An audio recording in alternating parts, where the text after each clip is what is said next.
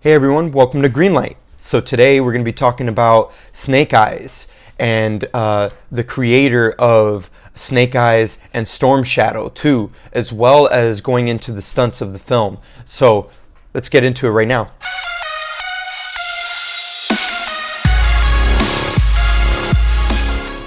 I've been a lifelong fan of Japanese cinema. It's my favorite national cinema. So to be here and shoot a film in all these locations and all across Japan is a great honor and it's a great joy. So just being here and being able to do this is a dream come true for me. I've been really lucky. I had traveled to Japan a tremendous amount. My wife used to live in Tokyo, and so, but arriving with an entire crew and sort of now a family, we get to explore it together. And some of the locations that we filmed at were just amazing. And you know, the Japanese government really worked closely with us to allow us to film in 1,000-year-old temples, and Himeji Castle being one of the greatest locations. So it gave us license to be really authentic. And because Japan plays such an integral role within the clan, it was so important to get that right. Snake Eyes and Storm Shadow are the brother fantasy and the loyalty fantasy and all that rolled into one.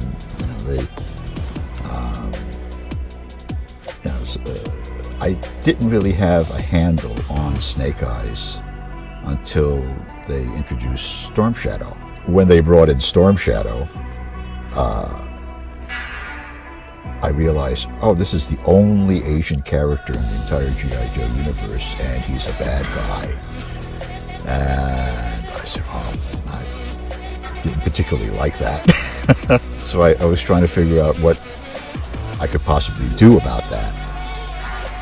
So I decided, okay, I won't tell Hasbro, but I'll just change him into a good guy over the course of a year within the storyline. And in order to do that, I had to establish this relationship between the two characters. And so in the very first time that they meet, in issue number 21, which is a silent issue, I got to the middle of the story and they're fighting and both of their sleeves get torn. And I thought, wow, what can I do with that? And I thought, I'll give them the same tattoo. And I thought, oh, well, it should be something that I can remember. Right? So I chose hexagram 63 of the I Ching, which is the ancient Chinese book of changes, which was used for fortune telling in China for like 2,500 years or something. Idea why they both had it, or what it signified, or anything. I just put this symbol on their arms. And then 4 issues later, I had to figure out why. And that's when I decided, okay, it's the sigil of a ninja clan. It's the Mon, and that they somehow had both come up through this ninja clan. And then I thought, well, how do I set that up? And then I came up with the backstory about them being in the war together and comrades. And Snake Eyes has this horrible tragedy, and Storm Shadow takes him into the clan. I think for Larry, when we spoke to him about this kind of new take on Snake Eyes, I think he was super excited.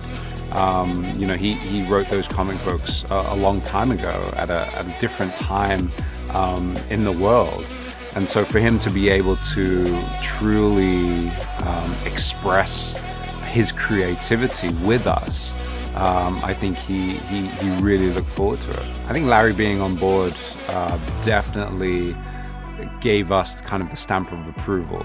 There are long-time G.I. Joe fans out there, and they have a very sort of rigid look at how each character has sort of developed and things.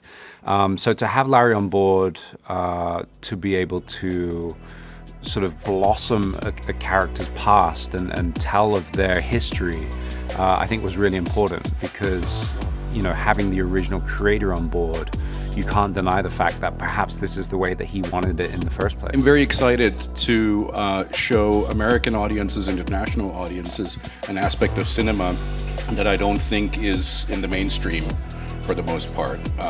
You know, there's a lot of chambara, there's a lot of car action, there's a lot of elements that we've drawn out of Japanese culture and out of Japanese cinema. There's, you know, we have some Yakuza in the film, and there's some Ningyo ideas in there. So we're playing around with a lot of things that are very specifically Japanese, and we're trying to get them right.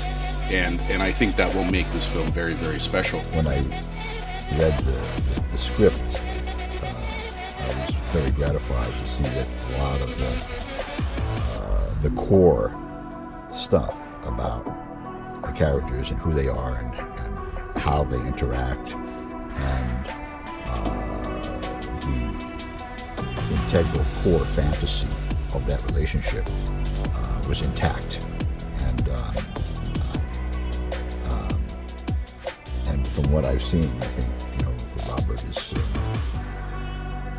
really sticking to that. So it's really good.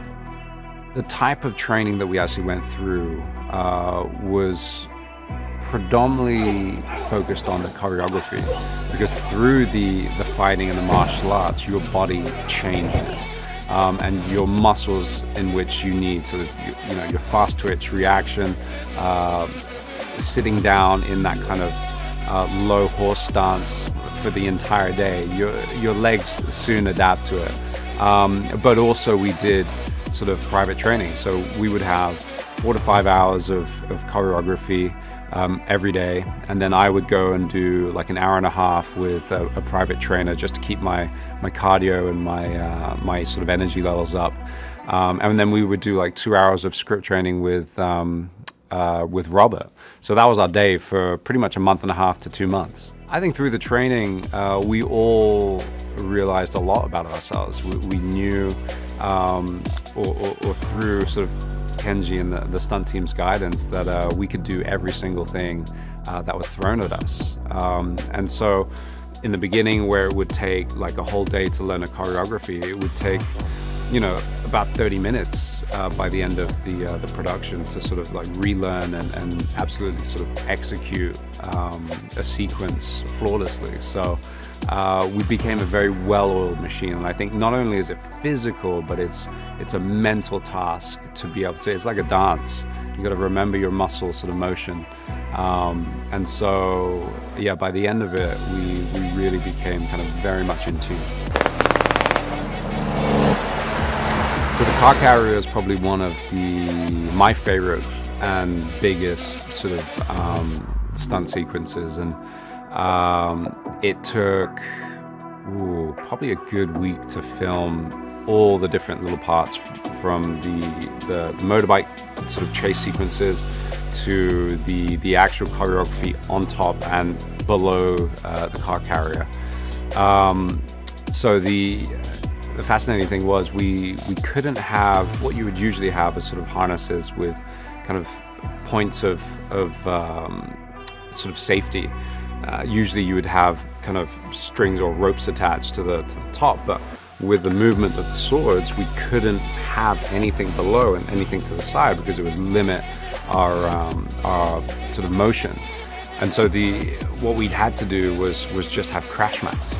So we would have to fall down off these cars and onto the carrier and then onto the floor for anything to sort of catch us. So it was a calculated risk, because we went through so much training. We knew the choreography. We added sort of grip where possible. But there's a couple sort of moments where you lose your footing and you're just like, wow. But I think it adds to the jeopardy of the scene. We're meant to be hurtling down the highway at 70 miles an hour, and whilst fighting these Yakuza, sliding in and out of cars and jumping and sort of having a sword fight. That was great information coming out of all the stunts and everything from the film. Larry Hama has a lot of information that he gave away too, just on storytelling. So this is very informational video today. So I'm glad that you joined me here. Very soon here on this channel, we're going to be having a video coming out about my secret Amazon shipping that I got today. So we're going to open that up in another video. So go ahead and hit the subscribe button and the notification bell. I think it's a secret Criterion collection. So if you want to find out what I got in this package, go ahead and hit the notification bell and the subscribe button so you know more about these types of videos, including these making of videos as well. And I'll see you here next time. Later.